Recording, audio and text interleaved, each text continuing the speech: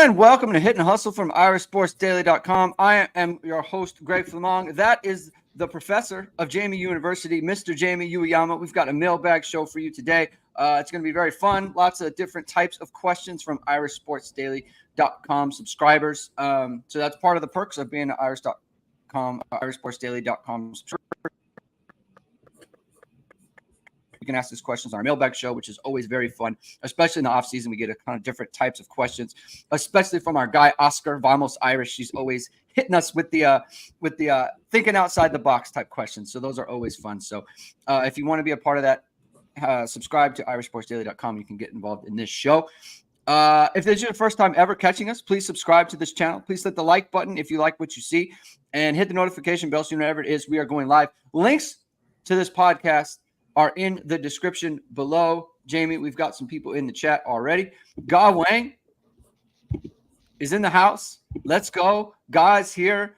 Thank you for stopping by. He's paying us a visit, which is great. It's good to see Ga over here paying us a visit over at the Hit and Hustle Lounge. And you know what, Jamie? When I pay someone a visit, you know what I like to do?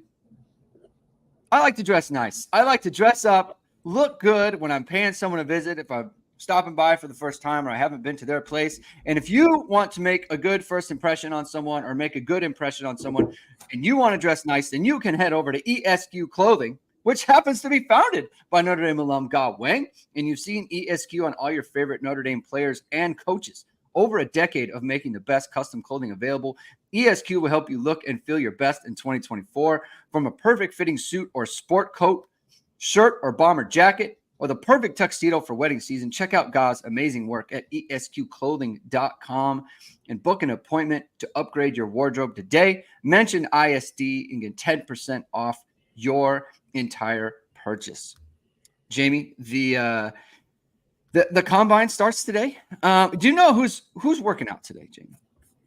I believe it's D-line. Well, that's great for you, not great for me or anyone else. It's the D lineman. It's not super fun. I guess there's a lot of good bench press stuff. I mean, it's great. What are you talking about? What do y'all run the hoop? Is that what's going on? We're running the hoop. Is that what the hula hoop out there? Nah, people just want to eat. People just want to see the testing and stuff like that, right? I mean, testing. The workout stuff is kind of whatever. Some big guy's gonna run like a 4.7. Everyone's gonna get on their halt and jollies about it, and it's like whatever. I will agree with Craig. The DB workout is the best workout to watch. Why is that? I know why that is, but I want you to say it. Well, I think it's because it's the most applicable to what they actually do on the field. Like, you see guys open up, you see them you see change of direction stuff, you see guys track the football. Like, it's just stuff that it's like directly applicable to what they do on the field, where I'm not saying like bag stuff, it's not bad or whatever. You do it in practice, whatever, but it's not the same as what you're doing. It's not directly the same as it's more it's more of a fit with what you do with the defensive backs and the receivers and stuff. Certainly. Yeah. I mean, they're the best athletes on the field. They just are. Well, because it's a reactionary position. And not just that, you're reacting in space. And so you have to be able to react. Like, all these guys, they're all great athletes. I'm not saying, but just like you're the way you transition, your fluidity, your feet, your hips, you got to have loose hips. You got to have quick feet. You got to have fluid feet. Your coordination has to be really good, right? You have to be able to run, right? You have to be able to accelerate. So, it's just, it's just true. That's why everyone likes it. That's just a fact of the matter.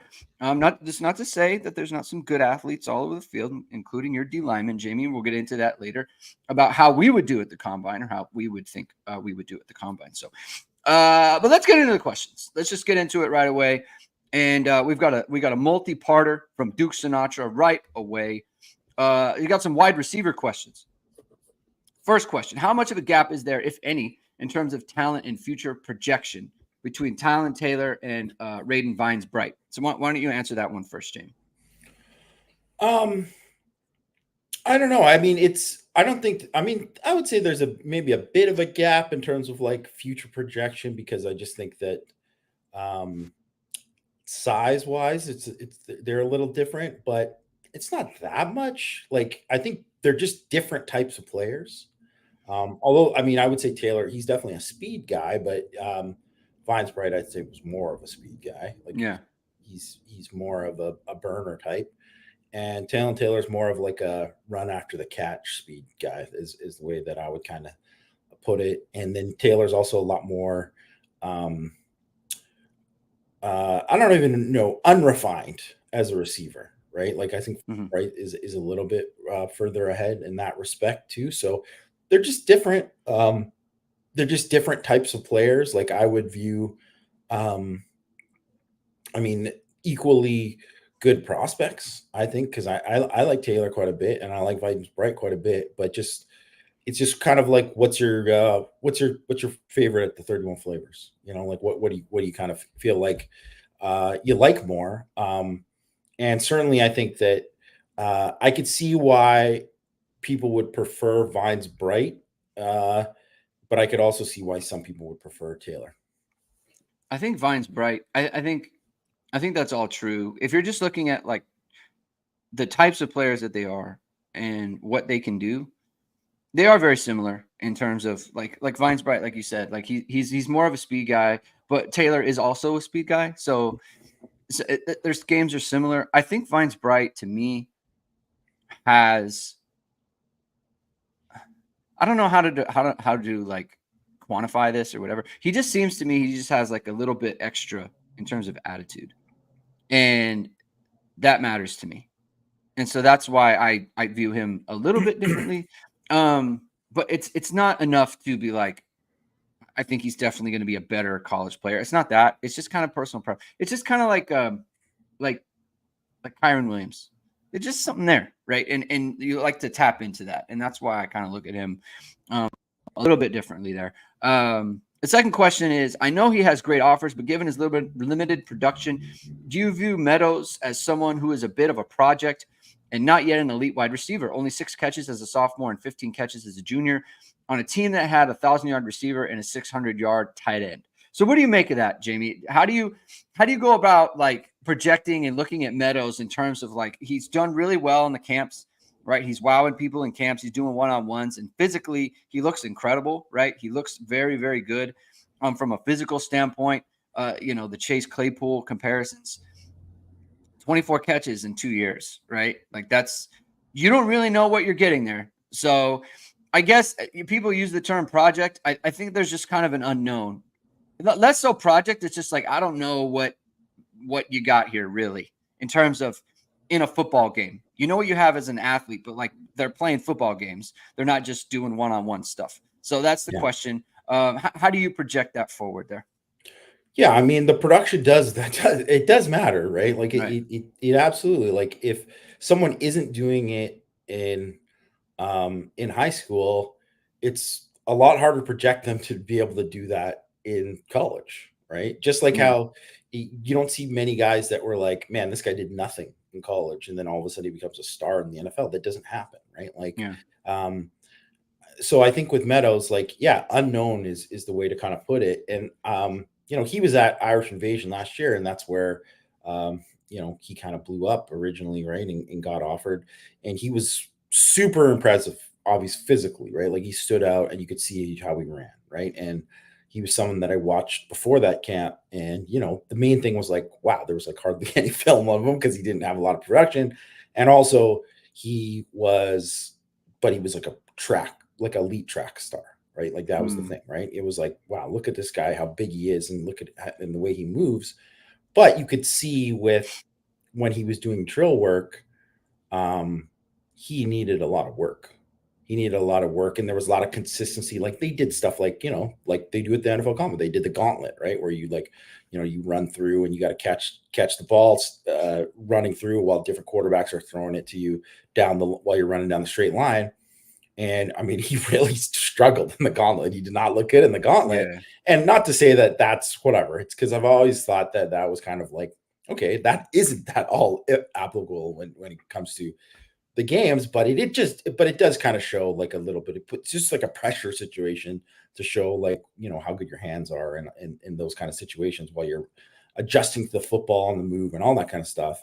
So maybe that's why he didn't get thrown the ball that much, because maybe he was like inconsistent with his hands. So, there's plenty of guys who can make like highlight reel catches, but they're going to drop the easy ones, right? So it's like, where is he at there? But I think you just look at like just all of the measurables and all of that, just like athletic potential, and that's why he's like a 4-star prospect. But the reason he's not like a 5-star, because he could be like a 5-star if you just looked at him physically and looked at what he ran and all that kind of stuff.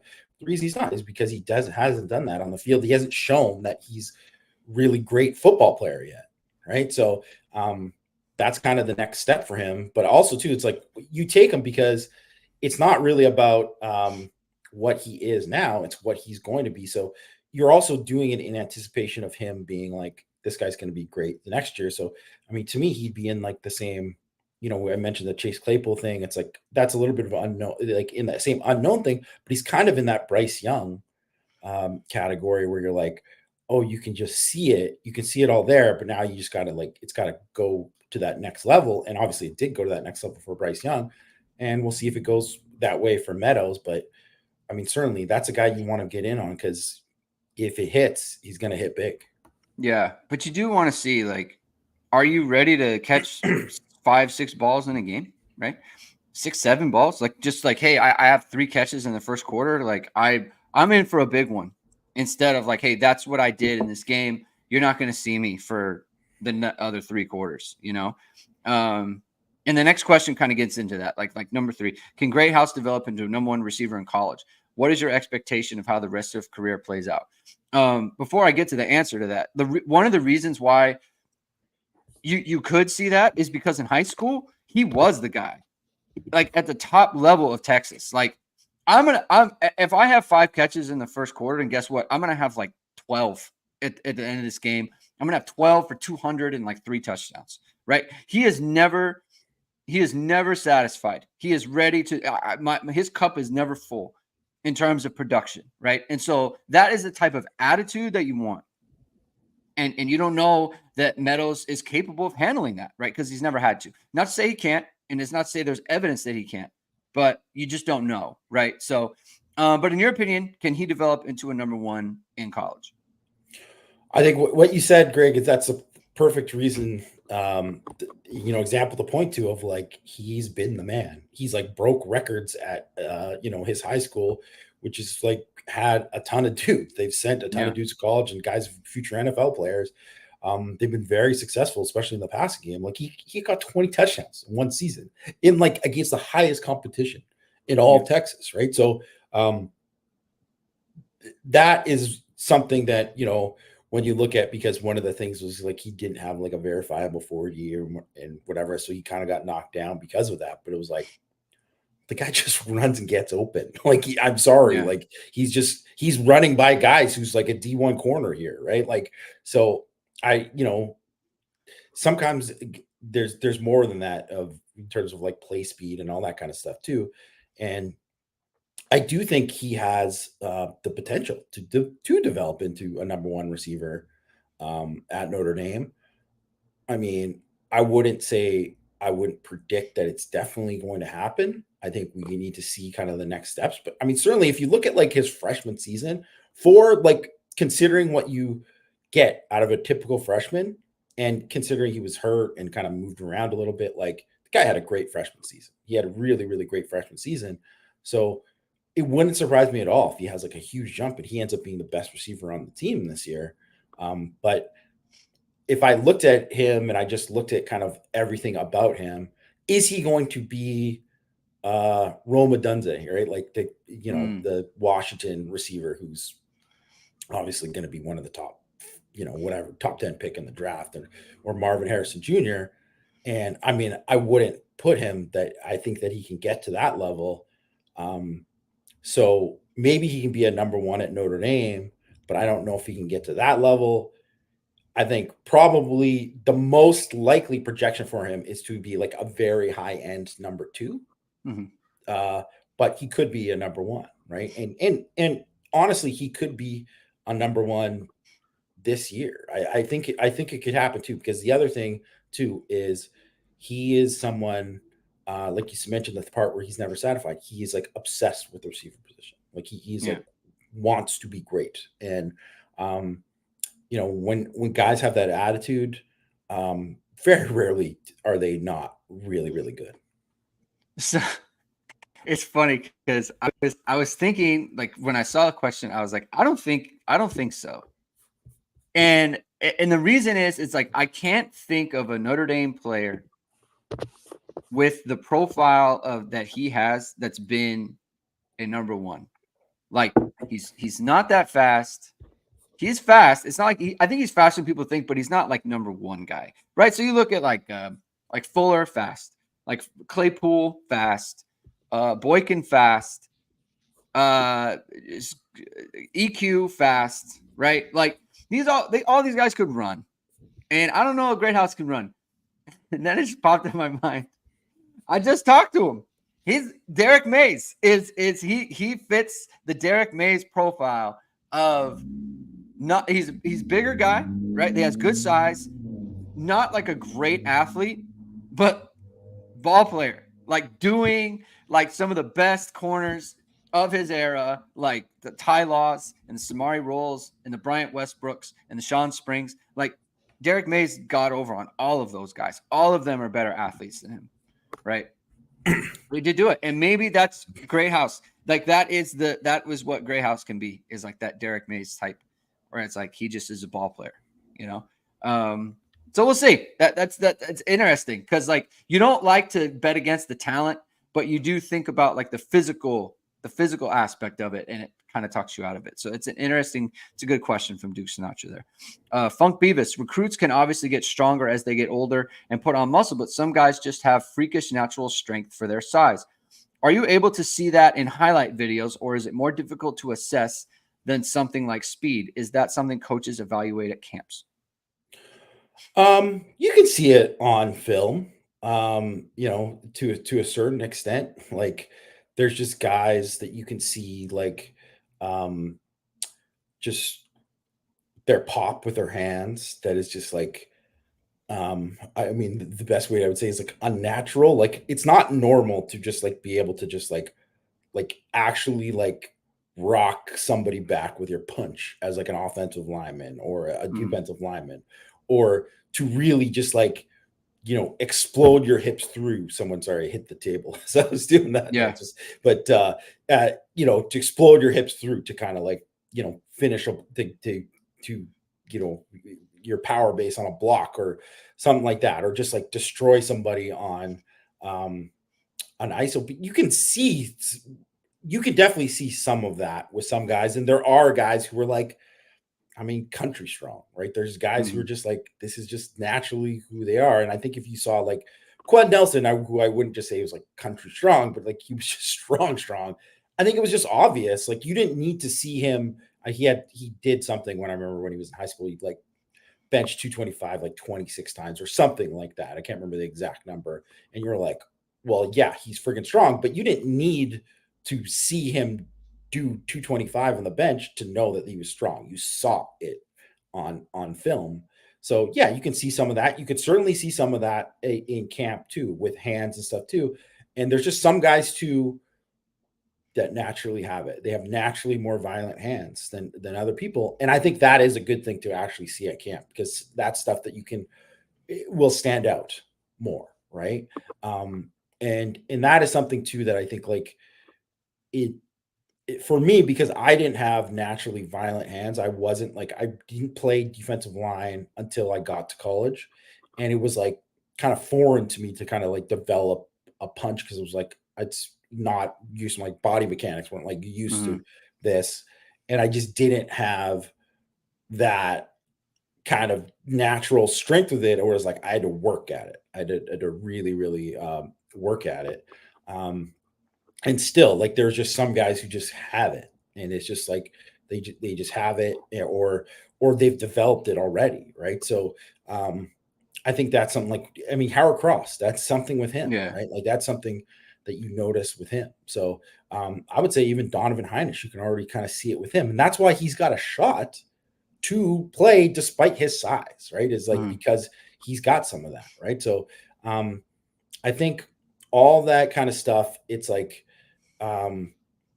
you, getting someone in camp, seeing them in person, like there's a big difference between like you would say like, oh, it's not that big a deal to hit a bag, but when you can feel someone hit a bag, if like a GA is like holding a bag for a recruit and they're like and they feel that pop and they're like, whoa, that pop was different. Like that kind of stuff does matter when you're evaluating kids. Yeah, and even for like DBs and stuff, right? Like that was one like play strength. It's like that was one thing that really stood out with like Kyle Hamilton. Like when he came in, he was thin guy, right? And it wasn't like he was super built in terms of like his upper body and his lower body. And he was kind of lanky and stuff and just like really long.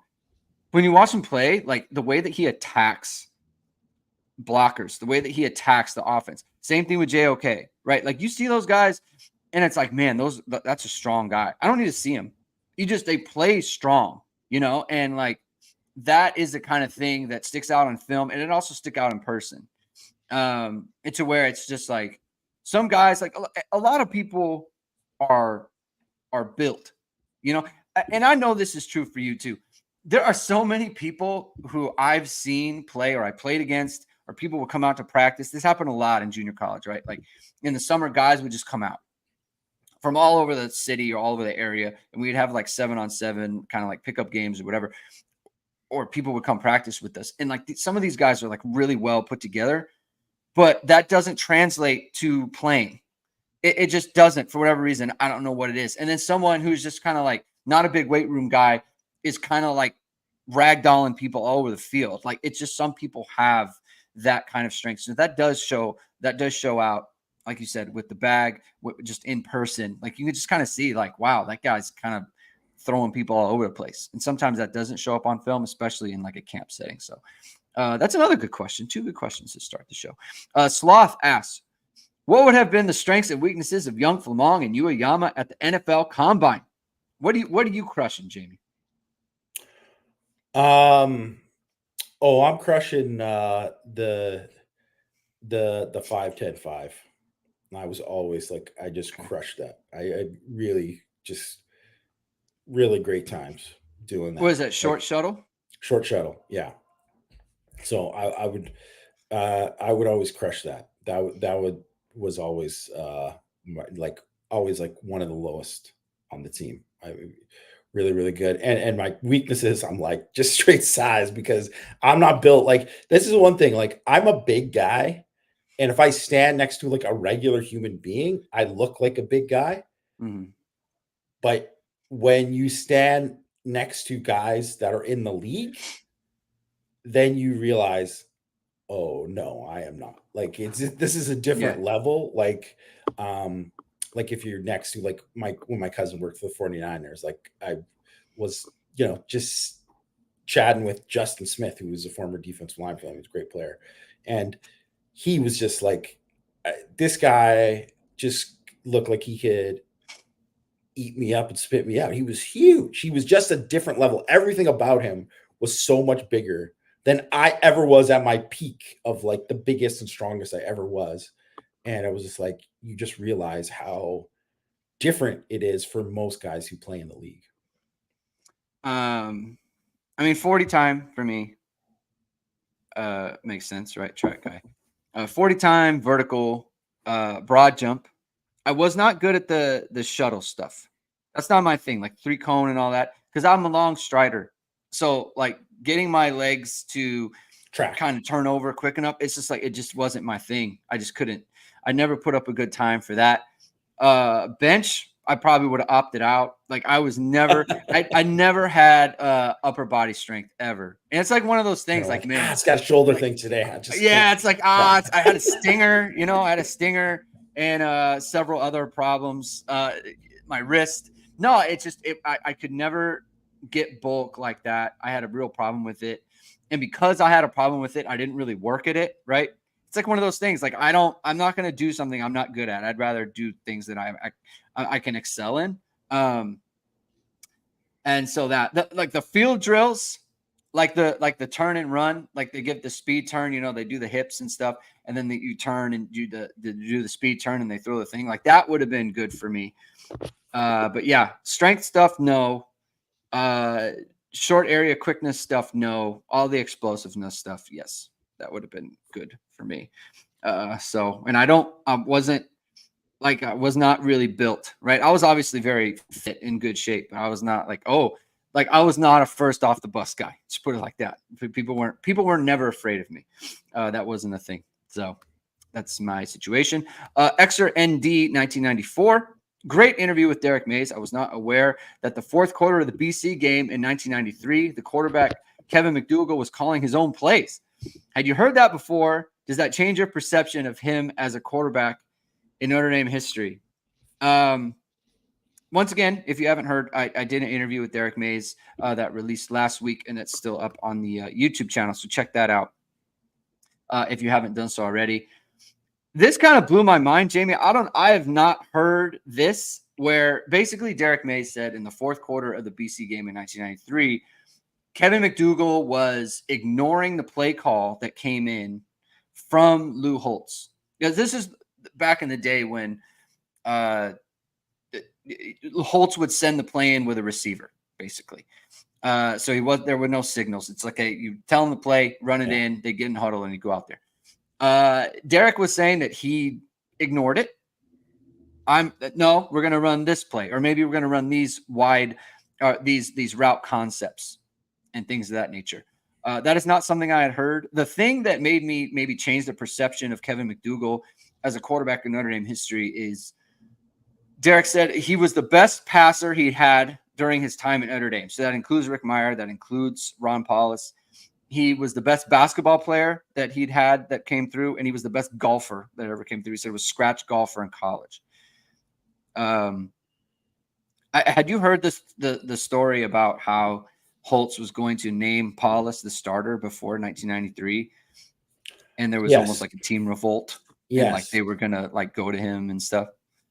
Yeah, and that was like, I mean, I've read like books about that kind. Like there was a lot of interviews with that, and I remember too, like there was like long Sports Illustrated articles about that. Like it was definitely a huge topic, and no way they would have had the season they had if Paulus was a quarterback. And that's not even a shot at Ron Paulus. It was just like McDougall was the best quarterback. He should have been the guy. Like it was just obvious, and it played out that way. And the team really wanted it. I mean, that was another part. It's like they would have been upset. And just the idea that a quarterback who you think is going to start breaks his collarbone in practice because he got sacked. But like, imagine if CJ Carr was like going to be named the starter, and he couldn't get the starter. He couldn't be named the starter because in practice they were running a play and he was live, and Howard Cross sacked him and landed on his shoulder and broke his collarbone. Yeah. I mean, could you even imagine? Like that would just be insane. Like that would just be a total scandal. Like that would. I think that was like one of the catalysts for like, hey, you can't hit like the red jerseys. Yeah. Like honestly, because that was like, it was a very big story at the time. Yes. Yeah. So it was a big deal, and obviously McDougall took advantage of his opportunity and moved on. But I think the thing that, not necessarily that particular story, but the thing that made me kind of shift my thinking on McDougall was the way that Derek Mays talked about him. And just the way that he spoke about him with reverence. Yeah. Like he was that dude. Yeah. And I was like, hey, I'm convinced by this, right? Like I was not there and he was, and like, there's a thing with the team. It's like, no, you don't get it. Like this guy was awesome. So I think that kind of swayed me in that regard. So again, if you haven't seen the interview, go check it out. So on the YouTube page. Let's see. Get this right. Is it Negs? Yeah. Negs 2525. What are your impressions of the new wide receiver offer, Michael Terry? He seems like a top of the board target. His speed and agility stand out on his film while also showing some good power around the goal line as a Wildcat quarterback and running back. Well, I don't know about top of the board because he wasn't. I mean, they took him. They, they Yeah. they offered him and they took him. So yeah, he's obviously someone who's they wanted. So there's that. But I mean, top of the board, I don't know if he was, the highest priority guy for them in the class. So I wouldn't put it that way Mhm. with him. But yeah, I mean, we went over it when he, committed. He's got exciting traits, right? Like he's got great speed. He's really like just like special change of direction stuff. He can be like a dynamite returner. Um, you know, Obviously the comp isn't good that he's playing against, but he's dominant against that Yeah. competition, and you want to kind of see him kind of develop into um, kind of like a complete receiver. But he's, the potential there. He has potential elite ability after the catch and as a returner, and that's why he's a really kind of exciting prospect. Also, why he's one of those guys that's right now who's like his offer list looks way better than his ranking, Mhm. which his ranking I think could, that's always something where you're like, oh well, this could change, and if it doesn't change, it's because he's like it's his size. He's not the biggest guy. Yeah. Yeah, I agree with you. I mean, it's top of the board is kind of like, I don't know. I mean, if you get an offer and you're in the class, like it's pretty top of the board, right? So I don't know if I view it like that, but like you said, I agree with all of your comments there. Meek Irish, which position coach has the biggest challenge this spring? Which one has the easiest job? Um, I mean, easiest job. I mean, I don't even know if there is such a like. I don't think there is an easy job, right? Like, um, I don't really think there's an easy job out of anyone because there's always, even if like you said, like, well, Al Lushen's got Howard Cross coming back and he's got Riley Mills coming back and they're bringing in RJ Oben. Well, they still got like a competition at Viper and they still got all these other young guys they got to develop, right? Like Mm, that's something that's important. Like you could look at corner and say, wait, well, Mike Mickens is Ben Morrison, and then he got Jaden Mickey, and he's got Christian Gray, and like they're bringing in they brought in these other guys. They brought in Cart to play nickel, and they have Micah Bell, and they have all this young talent, and it's exciting, and they got Clarence Lewis there, but he's in charge of the safeties too, and it's like there's young guys who got to develop there, and still some of these other young guys at corners got to develop too, because we're talking about them like they're going to be great. Well, they still got to get there, right? They still got to mm, do all that. So, um, I mean, you could say that those guys have the easiest job, but it's like doesn't sound like an easy job. They still got to work. They still got a lot yeah. of work to do with those guys. Um, I would say for biggest challenge, I think it's for me, I couldn't even pick one I mean, no, I guess I would say Joe Rudolph probably has the biggest challenge because there's just you got to figure out the guard situation. You have to figure like, okay, well, so is Ashton Craig like the center now? Is he the center? This is what it is, and he's just ready to kind of take off, or is Pat Coogan? I'm going to move him into center. Is Pat Coogan good enough to still be this, a starting guard, or is he Andrew Kristofic in 2021? And he Yeah. started then because they didn't have anybody, and that's what it is, right? It's like, or is Charles Jugusok going to be like a stud at left tackle and he's going to just step right in and he's going to develop and do all the things? Like you got all of these questions there that you have to answer. And you could say like receiver, I think Mike Brown's got a tough job because I think the talent there I think is pretty good and the numbers there are pretty good in the spring, but you got to kind of figure out like, okay, what role is everyone going to fit in and all that kind of stuff. And Mm, how good are these guys going to be? And then Jacob Paul's mentioned that linebackers too, right? Because I think that's a tough job too. With Max Bull has got a tough job, right? Just figuring all that and getting like which are the young guys have kind of ready to kind of take that step. And they're all hard, but I think Rudolph's got the hardest. I think Rudolph definitely is the hardest. He has three spots or 3 players for 2 spots at guard. He has 3 players for 2 spots at tackle, right? And you got to like ensure that Ashton Craig is actually going to be the guy. So it's like you don't know if it's going to be like if it's going to be Emil Wagner. Should he play on the left and should Jagusaw play on the right? And if it's going to be Baker, should he play? Like you don't know exactly what side. Kind of the same thing with guard, right? Do you want Strauss on the right? And if Spindler is the next best guard, then do you want Strauss on the left? Like there's a lot that he has to get figured out. And the offensive line is a big deal, right? Like it's probably the biggest deal so far on the offense in terms of just like getting that all figured out. I think the easiest job, which is to say they're all hard in their own way, but I think the easiest one is Dylan McCullough. Jaredarian Price has played. Jeremiah Love has played. Jabron Payne has played. You have three guys.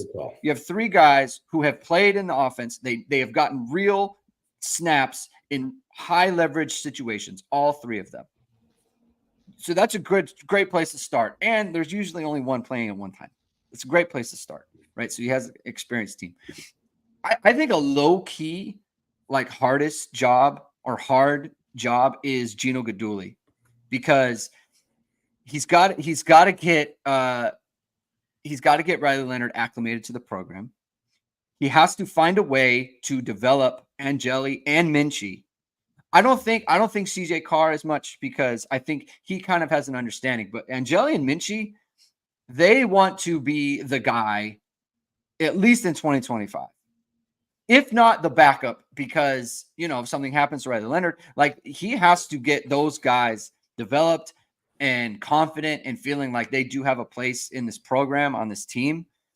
So there's a lot of moving parts there, right? There's a lot that he has to, kind of consider. And another person with a hard job is whoever ends up coaching the safeties. You got Rod Hurd, you got Jordan Clark, you have Don Schuler, who hasn't played yet, right? So Rod Hurd isn't even on campus yet, right? So you have a Don Schuler, you have Jordan Clark, you have Luke Talich, you have Ben Minnick, and then you have whatever freshmen are on campus, right? Like that. Yeah, that's another kind of difficult situation. So, but I think Joe Rudolph has the hardest, and B, kind of the most important that he's got to navigate there. So, good question. I liked it. Brandon Renshaw. Whoa. I have never seen Brandon Renshaw in the chat before. Let's throw him out there.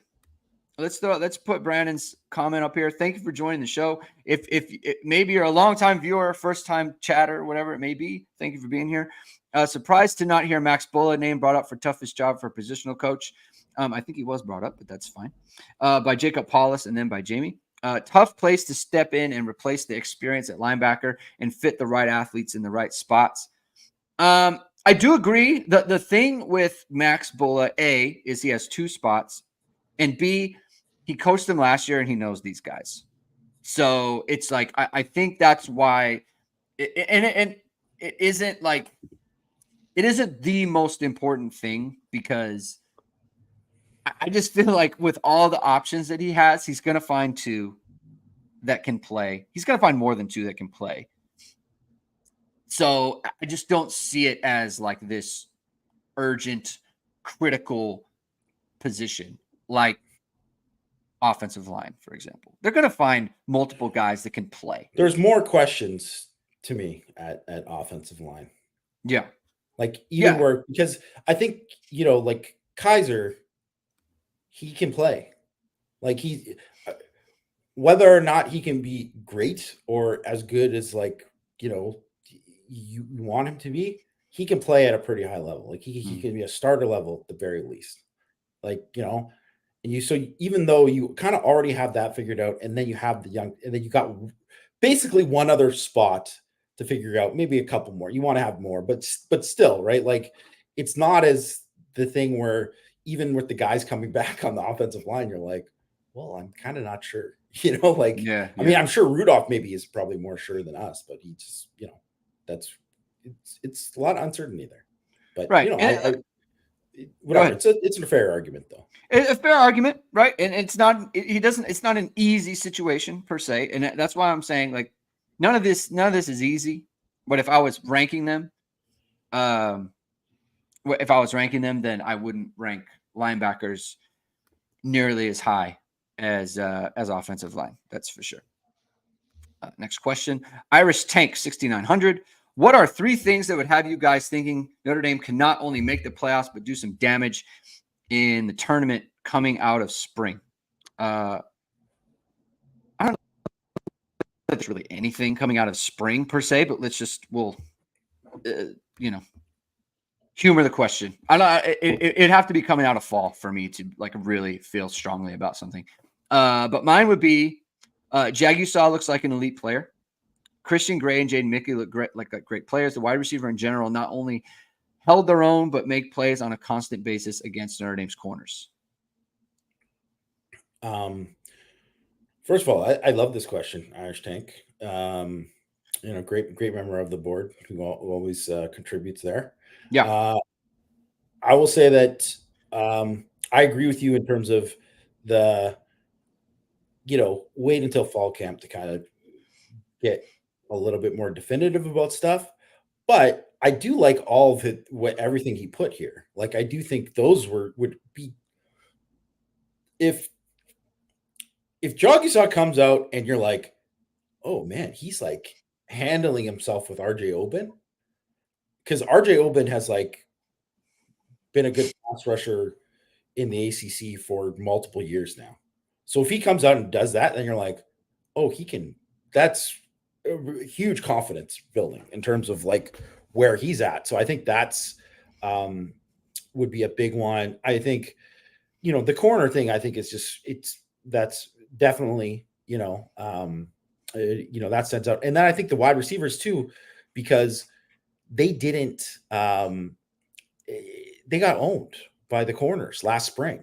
And then for most of fall camp too. Right. So, it was a losing battle for them most of the time. So you want it to be a lot more competitive there, because they're not going to be like, they're not taking it to the corners. Like that's not happening, but just, like hold their own as Tank put it. So I think those are big, but I would throw in like getting like another, a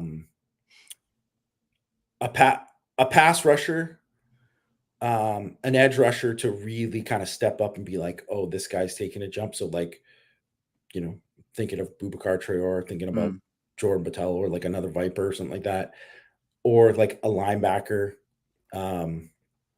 to like if all of a sudden we're like, oh man, because I thought Bullock's comments on Jalen Sneed were really interesting, talking about how when he's focused and when he's all there, and then he could be at this high level, but maybe he's just like too many other things. And that's maybe like, I always think when I'm talking about that kind of stuff, it's like a sign of maturity that you can handle all these things that are there at school and all these different schemes and everything that's going on in the field. So that'll be interesting to see if like, oh, he's like reached this point where Sneed is like, oh, he's hit that level. Because if someone like Jalen Sneed, or Drake Bowen, or someone there at linebacker really just makes it, all of a sudden you're like, oh, this guy's just a dude now. It's just like so obvious. Like, man, that really just like, I think the defense is going to be good anyways, but it's just like that just takes it up a notch. Yeah. It's hard because like some of these are in conflict, right? So like Jagusaw is one, but then like Traore is another one. Like it kind of makes it difficult. I think for me, Jagusaw and Emil Wagner. I think those guys, if you go to practice, Jamie, and you come back and you're like, you know what? Just from a physical standpoint, like those guys look like Division I college football players, right? Or Power 5 starters, right? And it's like they're winning some and they're losing some, but you know what? Like Traore looks great, and Burnham looks great, right? And Oben looks great. And it's just like there's some real battles there. You hear stuff like that, that might start making me thinking like, okay, they got something here, you know. I think the same thing with like Shrouth too.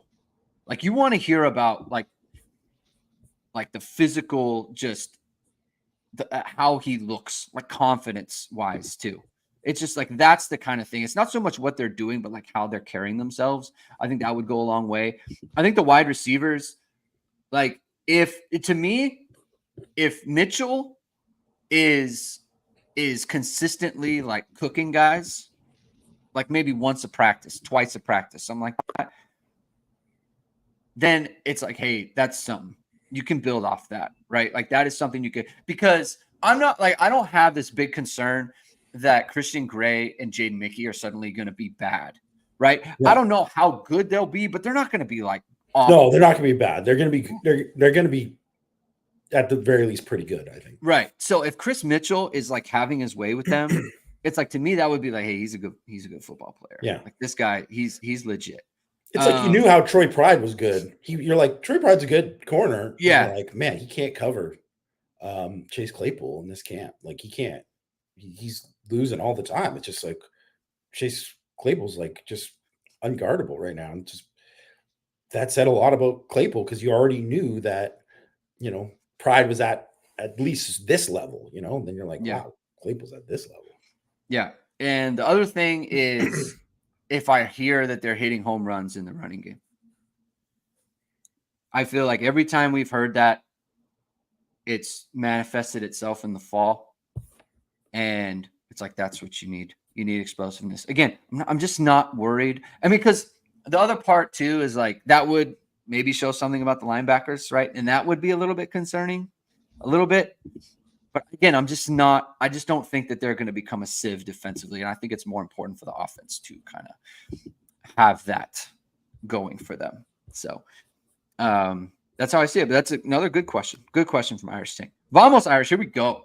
I know you're probably not playing the NCAA game, but if you did, what announcing team do you wish are in the game?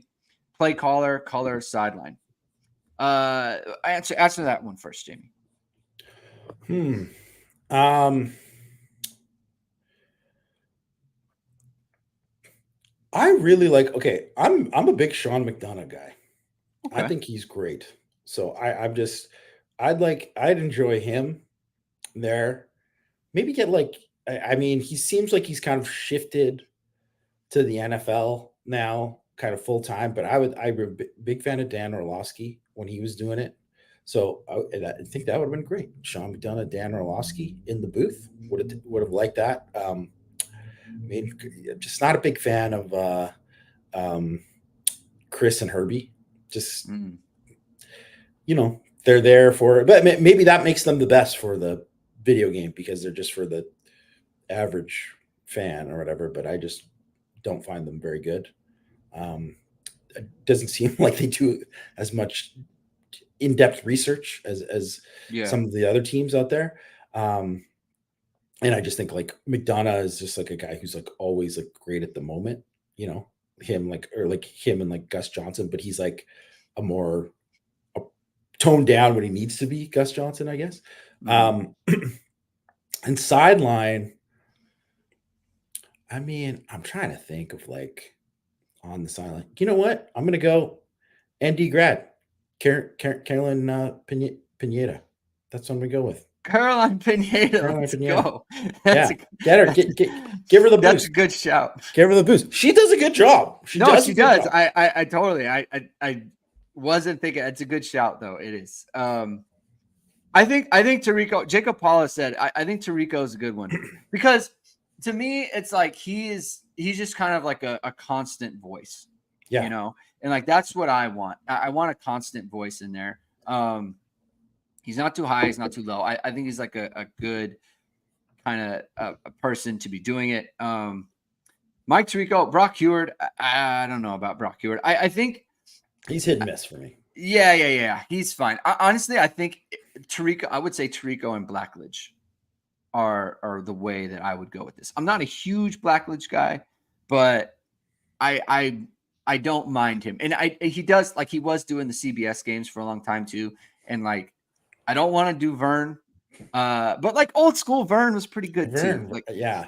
I want the Not old Gary. school voices. Get Gary out of there. Gary's not great. No That's thanks to the Gary thing. Danielson. I'm Yeah, sorry. that's a no thank you. That's a no go. But Blackledge would be good. And then on the sideline, like I wouldn't mind a little Holly Rowe action. Do you enjoy Holly too? She's good. So I think she would be fine. I think she would be good. Chinese New Year was a bit over 2 weeks ago, ringing the New Year of the Dragon. Which position group will most emulate the dragon the most this year? For reference, the personality traits of people born in the year of the dragon are charismatic, intelligent, confident, powerful, and are naturally lucky and gifted. In everything they do, they tend to do it the best of their ability with high standards. What do you think? Wow. You know what? I just got to give Vamos Irish. What a question. Oscar's the best. These kind of questions are just next level. Yeah. This is what makes the pod right here. Thanks so much for this question. Especially with the personality traits, because if you didn't list all that, I wouldn't be thinking. I'd be like, I have no idea. Who's the most like a dragon? Like that's what I've been like. Yeah. This guy breathes fire. I'm gonna say, this is a tough one. For me, it's easy. I would say Xavier Watts. Is it position group? Oh, it's position group. Okay, yeah, not position player. Group. Sorry, okay. Position group.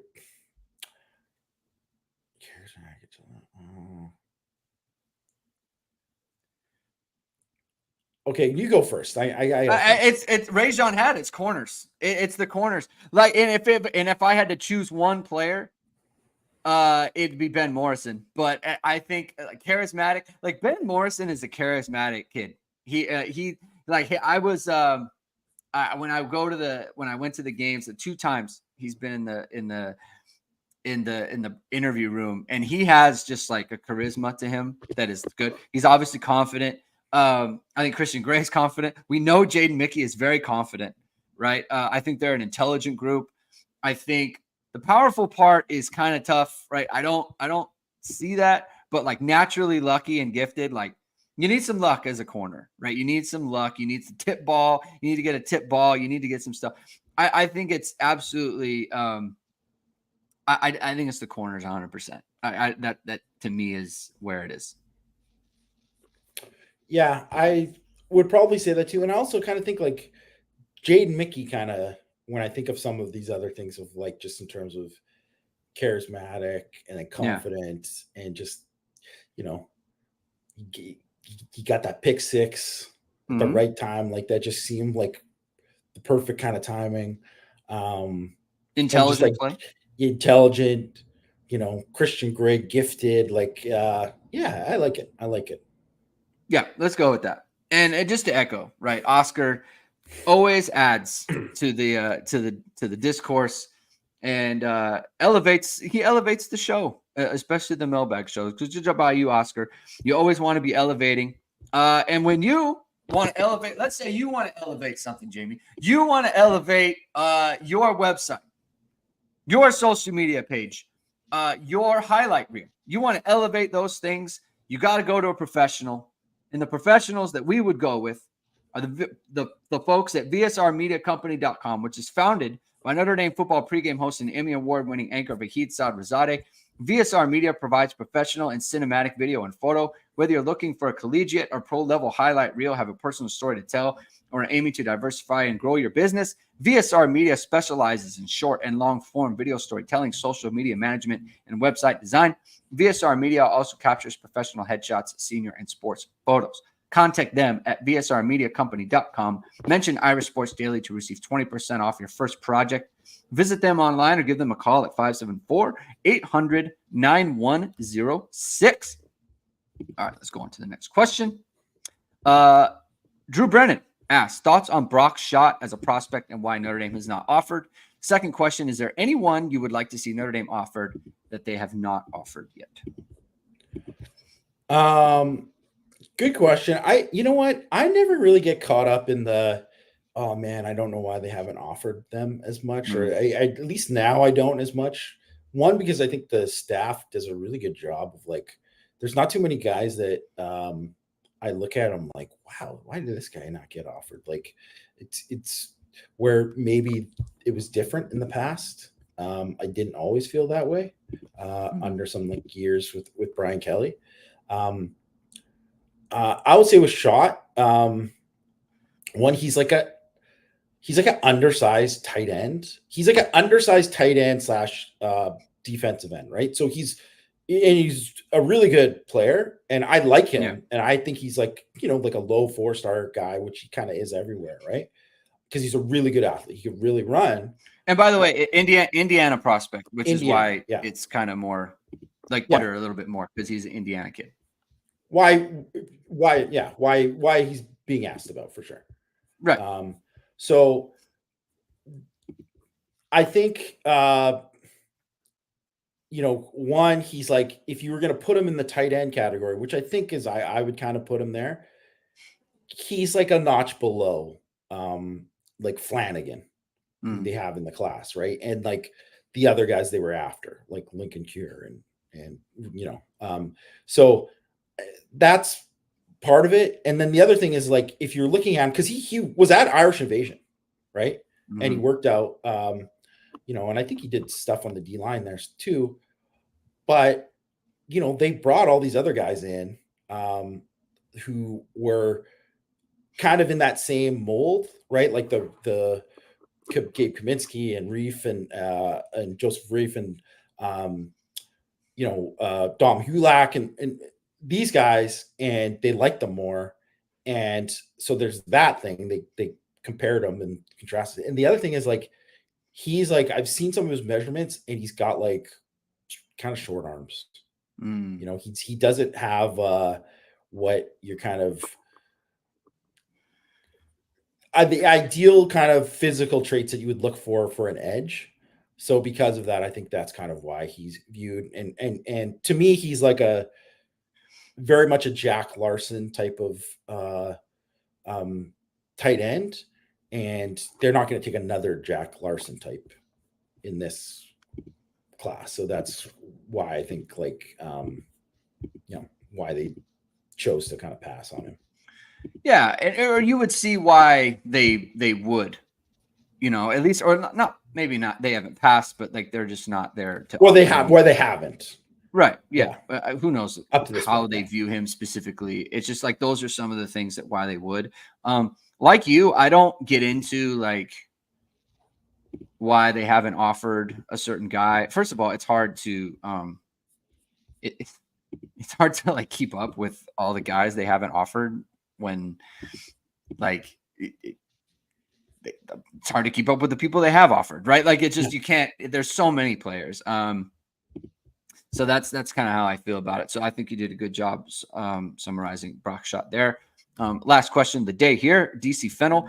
Good morning. Seeing the vast differential by the ranking services when ranking commits, what recruiting service do you feel is the most reliable, and where would you in the staff rank Notre Dame commits? Where would you in the staff rank Notre Dame? Well, I see. Yeah. I mean, you could check on DT Funnel, man. You got I mean, check out the commits page, and you can see where I rank all the guys on who are the commits for Notre Dame. It's just on the drop down menu on the homepage. You can find that. You know, to where I've ranked all the guys that have committed in this class and in the previous classes, going all the way back to 2018, 2017. Yeah, so that's where you can see that. You know, and this is he actually asked this question similar question in Sixth Thoughts in one of the comments after it, and I think I don't know why there's such a different differential, other than like kind of what we kind of talked about last time in terms of there's just all these other factors like subscriptions, how they want people to subscribe to certain team sites. They want to drive traffic. Yeah, there is that part of it. I don't want to pretend like that's not part of it, because it is. But I also think these guys are, for the most part, are doing a good job and like doing their best to kind of give what they actually think are, you know, and they have their own biases, but that is driven by some of the stuff that we talked about where like maybe they don't have this regional guy here. Maybe he's seen this guy in person 10 times, but he only saw this guy once and he had a bad day. Maybe he never saw this guy in person. Maybe there's this. Maybe he has more information that these other guys don't, because that happens too, right? Where, I will say that, like, I mean, in rivals, right? Like they have like Chris Burgess and Owen Schiebiger are top 50 guys in there, and they're outside the top 100 for everybody else, right? And then, Ivan Taylor's not top 100 in on three in rivals, but he's top 100 or ESPN, or he's top 50 in ESPN and 24/7. So it obviously can be different, and there's different things that drive it. And some of these sites have different things that they value in terms of like testing and track numbers and all this kind of stuff that they use to kind of help project things. So there's that part of it too. I mean, in terms of who do I feel is the most reliable, I don't want to like disparage anyone else, but I'll just say that the people that are doing it now, so it's like you could say like, man, 24/7. I think historically, recent history, 24/7 has been more accurate than these other sites, than Rivals and ESPN. On three's new, right? But here's the big but. So Rivals, it's a completely different people who are evaluating now for Rivals and are part of the discussions of who gets ranked now. Like there's still some people that are there from before, like Adam Friedman and Adam Gordy. They have other guys who aren't named Adam who work there too, but they have those guys, but they also have all these other newer guys, right, that are part of it, right? And they're involved in discussions, and they have so these people are different than the people who did it 4 or 5 years ago. So you can't judge these classes until 4 or 5 years later when these guys are out of school and how they've done. So, and then a bunch of people who work for Rivals now work for On Three, and then On Three also stole a bunch of people for 24/7. So those people are the people who are doing On Three's rankings. So how much credit do you want to give to these guys who are part of Rivals? How much credit do you want to give like to Charles Power, who seems to be like a pretty influential guy in terms of driving the rankings for On Three? I mean, how much say did he have compared to a Bart Simmons, who now works for Vanderbilt, right? And is Vanderbilt's general manager under Clark Lee. So that's the thing with 24/7. Most of these guys that you could say they're the most accurate, well, Bart Simmons was driving the bus then. Yeah. And it's whatever. And I'm not saying anything bad about Andrew Ivins and oh gosh, I can't remember his name off the top of my head. Battagna? Yeah, Cooper Battagna. Like those guys, or Brooks, the other guy who's he was like a Texas regional guy for Scout back in the day, and then he used to do like Southeast Texas, and now he's like a national guy, which is great or whatever. There's nothing wrong with it. I'm just saying, like, these guys, when they were in different jobs before, where they weren't like the guys in control of the rankings as much as they are now. So I can't tell you that, oh, well, look at the 2025 rankings and say 24/7 has the best rankings out of all those sites, because it's not proven yet. I mean, let's wait a few years and then we'll look and see where all these guys are going. And I guess ultimately you'll kind of see where, I mean, I think ESPN for the most part has the most thing. And I would say, I think ESPN actually is better than people at doing some of the top guys. They hit on some guys more than you would think, but they also just seem to, because they don't have as much coverage, they don't have as many people working for them, they have some holes, and they miss on guys more. Yeah. They hit, but they miss on some guys because it's like they don't have as many people. So you got to go in and kind of decide for yourself and see where everyone goes. One thing I could say is that you could look at all of where I rank these Notre Dame commits and some of these IC 550 guys, and you could say like, I've been doing it the same for a while, so you can go into it and look at what I've done and judge for yourself or whatever. But I think I've done pretty decent for the most part. I mean, projecting a lot of these ND guys, I'm definitely not even close to 100. Whatever, I've whiffed on a bunch of guys, but I think you can go and judge for yourself and kind of see where everyone's at. And there's definitely some. Everyone's different, and I think it's good to be different. It's good that there's these different things, because if everyone had the same group think, I think that would almost be a problem. Yeah. So my process is I always look at so this is for me personally. I just look at 24/7's composite because it's an average, right? And that's what I'm looking for. I want to know what everyone thinks. I don't think of like, I don't think of one person or one site being good or one site. I don't really think of it like that. And I never have. I just look at the composite and then I cross-reference with Notre Dame guys with what Jamie has put out there. Because I trust Jamie a lot. Just because we talk about it all the time. So I know how he feels about it. So I personally trust Jamie a ton on his evals, right? And sometimes they're like vastly different. Like I know you had like Jeremiah Love as like a top 50 guy for a long time. And then there was a time at the end when he was kind of falling down the thing. And I just thought like, no, I think Jamie is correct, and I just, so I was like, I'm going to go with what Jamie has said in terms of my perception of Jeremiah Love. That's kind of how I look at it. Like, I don't know, like, cause you said, like, there's so many guys who have gone back and forth.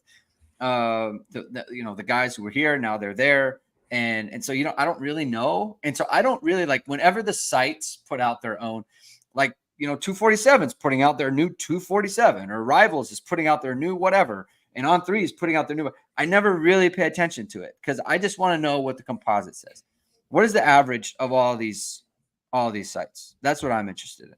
That's kind of how I look at it. So I don't look at it in terms of whether one site is better than the other. I never have. I don't think it's a good way to go about it. So. Yeah. That's it for the questions. Oh, go ahead. Yeah. Well, I will just say too, like, it's just wild because I was looking at some of it and we're like, Rivals is like 200 spots lower on Bryce Young than 24/7 was. And that just is just a complete reminder to just be like, how about he's just good?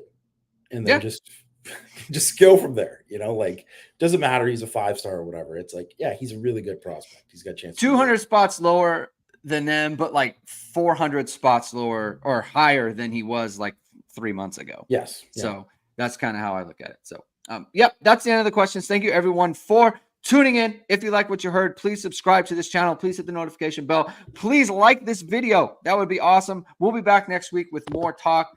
We're getting ready to ramp up for the spring, Jamie. Spring ball is right around the corner. So we're going to ramp up for that. We'll do a little bit of a preview there. So have a good weekend, everyone. We'll talk to you soon. Keep hitting and hustling.